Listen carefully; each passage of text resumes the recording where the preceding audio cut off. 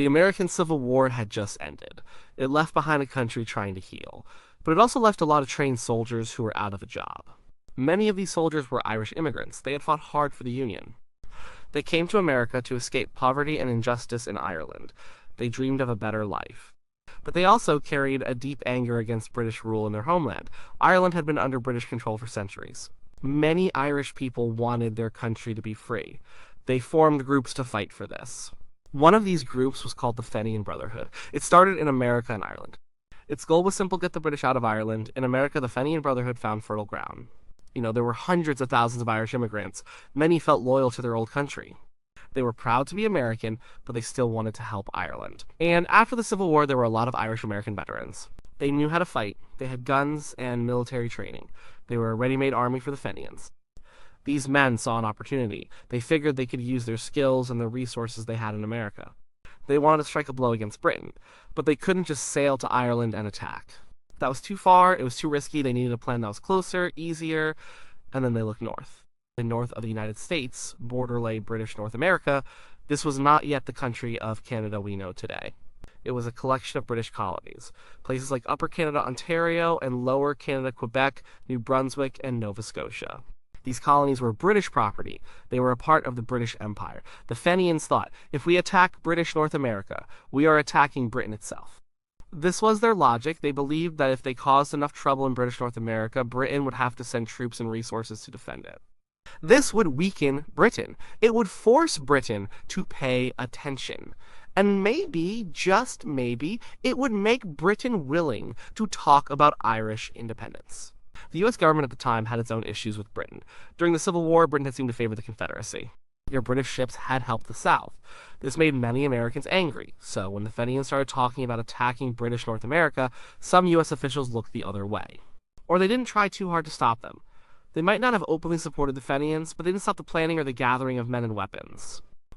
It was a messy situation. So you had a lot of Irish American veterans. They were organized by the Fenian Brotherhood. They were angry at Britain, they saw a target in British North America, and they had a U.S. government that was at first not very keen on stopping them. This was the dangerous mix that led to the Fenian raids. It was not Canada trying to invade a U.S. state. It was an attack on British territory launched from U.S. soil by people who were fighting for Ireland. The stage was set for something unusual and tense to happen along the border. It wasn't about land. It wasn't about conquering Canada, it was about Ireland's freedom, and British North America was just a pawn in that bigger game.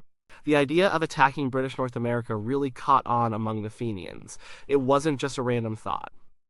It was a carefully considered strategy. The Fenians knew they couldn't beat the British Empire head-on in Ireland. That was too big a task, but British North America felt different. It was right there across the border from the United States. It seemed like a softer target. It was British, but it wasn't the British mainland. The Fenians thought that if they invaded British North America, it would be like grabbing Britain by the collar. Britain would have to react. They'd have to send troops, they'd have to spend money. This would put pressure on the British government, and the Fenians hoped this pressure would eventually make Britain agree to free Ireland. It was a gamble, a very big one, but not all Fenians agreed. The organization was split. There were different leaders, different ideas. Some Fenians thought they should focus all their energy on a direct uprising in Ireland. They thought invading British North America was a waste of time and resources. But another group, led by men like John O'Mahony and William R. Roberts, believed the British North America plan was the best way forward. This group eventually took control of the Fenian Brotherhood's actions in America. So, Roberts and his supporters pushed hard for the British North America invasion. They started raising money. A lot of money came from working-class Irish Americans who truly believed in the cause. They held rallies. They sold bonds called Irish Republic bonds. People gave what little they had. They truly believed they were helping to free Ireland. With this money, the Fenians started buying weapons. Guns, ammunition, even some artillery pieces. They were doing this openly, sometimes right under the noses of U.S. officials. And they were recruiting. They had thousands of Irish American Civil War veterans ready to fight. These men were tough. They were experienced, they were loyal, they gathered in secret. Or, as secret as you can be when you have thousands of men showing up in towns near the border. They trained a bit. They organized themselves into regiments, just like in the Civil War. They even had their own uniforms and flags. They were preparing for war. The U.S. government knew what was happening. It was hard not to. Reports were coming in. British officials in North America were complaining loudly to Washington, D.C. They were worried. They demanded that the U.S. stop these preparations. But, like I said before, the U.S. government was in a tricky spot. On one hand, it was supposed to be neutral. It couldn't allow its citizens to launch attacks on a friendly nation, even if that friendly nation was Britain. On the other hand, many Americans, including some in power, sympathized with the Irish cause. And they still had that lingering anger at Britain from the Civil War, so for a while the US government took a very hands-off approach. Well, they mostly just watched. Sometimes they would make a show of seizing a few guns, but it wasn't a serious effort to stop the Fenians. This period of looking the other way gave the Fenians confidence. They felt like they had a green light, or at least a yellow one, from the US. They believed they could pull this off. They believed they could cross the border, strike a blow, and force Britain's hand. The plan was ambitious.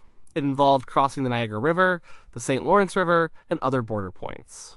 The main targets were communities in what is now southern Ontario and southern Quebec. They thought they could capture some towns, hold them, and then demand concessions from Britain. It was a bold, almost reckless plan, but the Fenians were desperate. They were driven by a powerful sense of injustice and a dream of freedom. The stage was set. The men were ready. The weapons were gathered, and the border was about to become a very hot place. Then came the actual raids. The most famous one happened in June 1866. This was the largest and most organized Fenian attack. It was aimed at what was then Upper Canada, now Ontario. A large group of Fenians gathered near Buffalo, New York.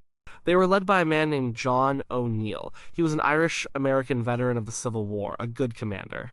On the night of May 31st and into June 1st, about 800 to 1,000 Fenians crossed the Niagara River. They used barges and boats. They landed near Fort Erie, Ontario. They were an actual army. They had their rifles, their uniforms, their commanders. They were well disciplined, especially for a volunteer force.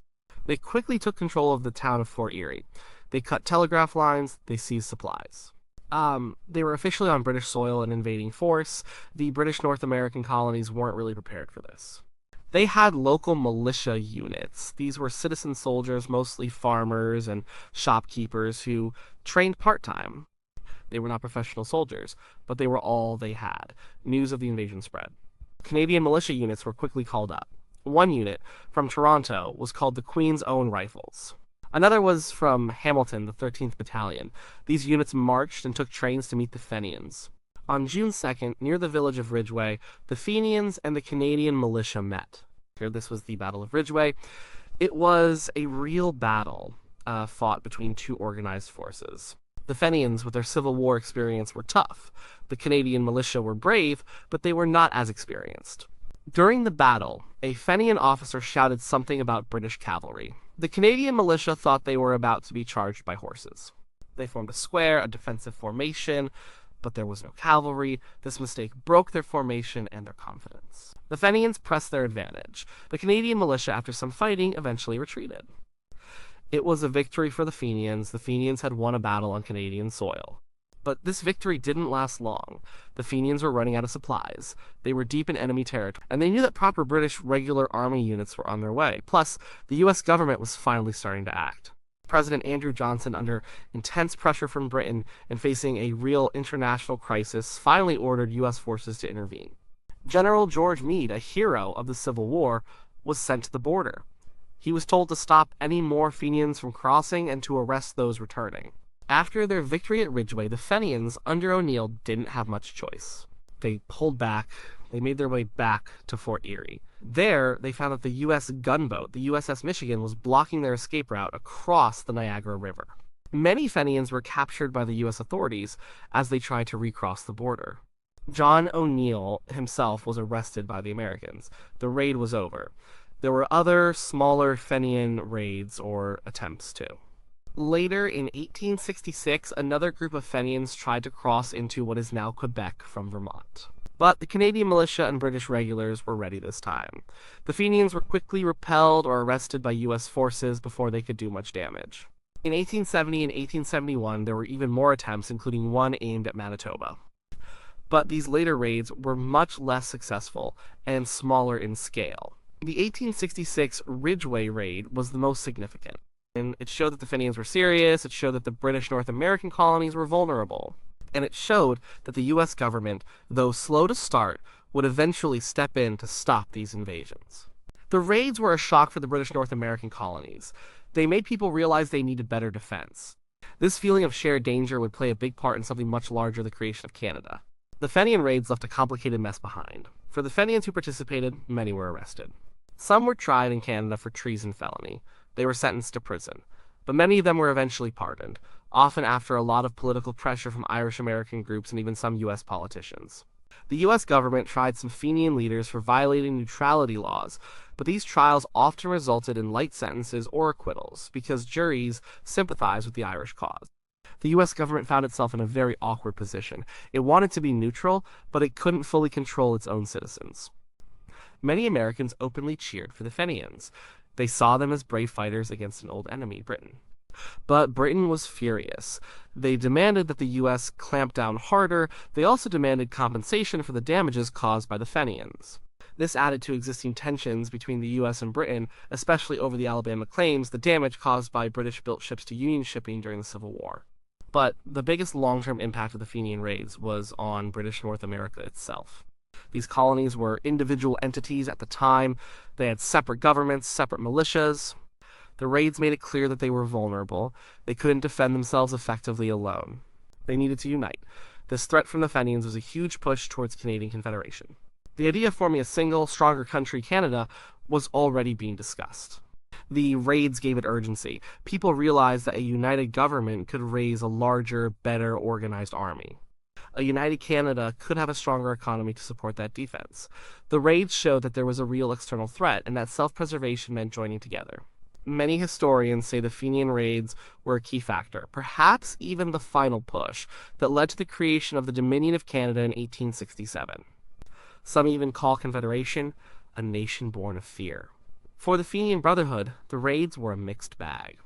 They didn't achieve their primary goal of Irish independence. Britain never gave in. In fact, the raids probably made Britain even more determined to hold on to its colonies and suppress Irish nationalism. But the raids did keep the Irish question alive. They showed that Irish people, even far away in America, were willing to fight for their homeland. The Fenian movement continued in smaller ways for a few more years, but their main thrusts had been blunted. For U.S.-Canada relations, the period was tense, but ultimately, the U.S. did act to stop the raids. This showed a commitment to respecting the border, even if it took some time. It helped to establish a precedent that the U.S. would not allow its territory to be used as a launchpad for attacks on its neighbors, at least not indefinitely. Eventually, the U.S. and Britain worked out their differences, including the Alabama claims and other issues, through international arbitration.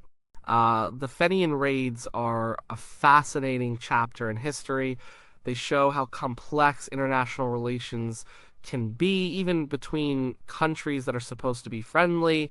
They show how internal conflicts in one nation, Ireland's desire for independence, can spill over and affect others, British North America. And they show how a seemingly small event can have huge consequences, like helping to birth a new nation. The echoes of those raids, the sense of needing to stand together, helped to shape the Canada we know today. So, let's get straight to the question. Was a U.S. state nearly invaded by Canada? No, that's not what happened at all. It was actually the other way around, in a way. So British North America, which would soon become Canada, was nearly invaded, and in some cases actually was invaded, by a group of people from the United States. These were the Fenians. It's important to be clear about this. The Fenians were Irish-American veterans. They were living in the U.S. They organized and launched their attacks from U.S. soil. Their target was British territory, specifically the British colonies in North America. They weren't trying to invade a U.S. state. They weren't even trying to conquer British North America to keep it for themselves. Their goal was to hurt Britain and force Britain to let Ireland be free. They saw British North America as a vulnerable spot where they could strike Britain without having to cross the Atlantic. The U.S. government's role was complicated. At first, they were pretty lenient. They looked the other way a lot. This wasn't because they hated British North America. It was more because many Americans, including some politicians, hated Britain and sympathized with the Irish cause. And the U.S. had its own grudges against Britain from the Civil War, so for a while it seemed like the Fenians had a free pass to gather men and weapons in border towns. But eventually, the U.S. government had to act. When the Fenians actually crossed the border and fought battles, it became a full-blown international incident. President Andrew Johnson couldn't ignore it anymore. He sent in the army, led by General George Meade, to stop the raids, seize Fenian weapons, and arrest those returning from British territory. So, the US, while initially allowing the buildup, eventually stepped in to stop the invasions of British territory. The Fenian raids are a unique and often misunderstood part of history. They highlight how interwoven the fates of nations can be. You had Irish nationalism in America, US post-Civil War issues with Britain, and the nascent formation of Canada all mixing together in a dangerous way. What we learn from this is a lot.